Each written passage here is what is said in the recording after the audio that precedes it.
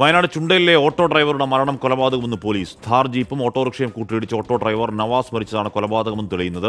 സഹോദരങ്ങളായ സുമിൽ ഷാദ്, അജിൻ ഷാദ് എന്നിവരെ കസ്റ്റഡിയിലെടുത്തു. നവാസ് ദുർമന്ത്രവാദം ചെയ്തുവെന്ന സംശയത്തെ തുടർന്നാണ് അന്വേഷണ ഉദ്യോഗസ്ഥർ. എസ്റ്റേറ്റ് റോഡിൽ ഒരു ആക്സിഡന്റ് ഉണ്ടായിരുന്നു. അതൊരു ഓട്ടോറിക്ഷയും ഒരു താർ ജീപ്പും തമ്മിലായിരുന്നു ആക്സിഡന്റ്. അപ്പോൾ ആ ആക്സിഡന്റിൽ ഓട്ടോറിക്ഷയിൽ ആ ഡ്രൈവറായിട്ടുള്ള ആൾ മരിച്ചിരുന്നു. നവാസ് എന്നാണ് പേര്.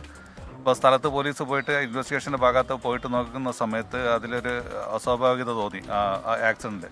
അപ്പോൾ അതുമായിട്ട് ബന്ധപ്പെട്ട് അന്വേഷിച്ച സമയത്ത് എന്താണെന്ന് പറഞ്ഞാൽ ഈ വൈത്തിരിയിൽ ഈ ചുണ്ട ഭാഗത്ത് ഒരു ഹോട്ടൽ കച്ചവടം നടത്തുന്ന ഒരു ടീമുമായിട്ട് ഇവരൊരു പേഴ്സണൽ എനിമിറ്റി ഉണ്ടായിരുന്നു. അതിൻ്റെ ഭാഗമായിട്ട് ഈ യാത്ര ചെയ്ത ആൾ ഒരു നമ്മൾ വിശ്വസിക്കുന്ന ഒരു കൂടോത്രം പോലെ ഒരു സാധനം കൊണ്ടുവച്ചതുമായിട്ട് ബന്ധപ്പെട്ട് ഇവർക്കൊരു എനിമിറ്റി വന്നു. പേഴ്സണൽ എനിമിറ്റിൻ്റെ മുകളിൽ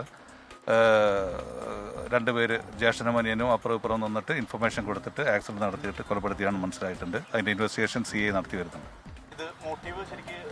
അവർ പേഴ്സണൽ എനിമിറ്റിൻ്റെ മുകളിലാണ് അവർ തമ്മിൽ. ഇപ്പോൾ ചെറിയതായിട്ട് ഫാമിലി ഇഷ്യൂ ഒക്കെ ആയിട്ട് ബന്ധപ്പെട്ട് ഗ്രഡ്ജ് ഉണ്ടായിരുന്നു. പക്ഷേ മെയിനായിട്ടുള്ള ഇഷ്യൂ ബിസിനസ്സുമായിട്ട് ബന്ധപ്പെട്ടിട്ടുള്ളതാണ് മനസ്സിലാവുന്നത്.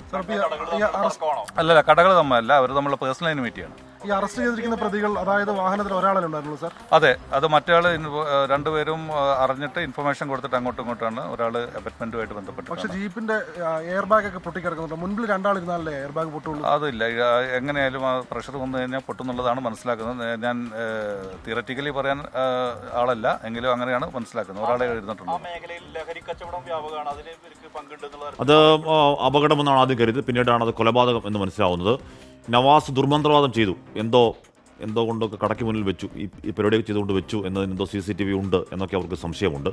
അപ്പോൾ അതിനടിസ്ഥാനത്തിൽ അതാണ് പകയ്ക്ക് കാരണം. ആ പക കൊലപാതകത്തിലേക്ക് നയിക്കുകയായിരുന്നു എന്ന് പോലീസ് കൃത്യമായി തന്നെ പറയുകയാണ്.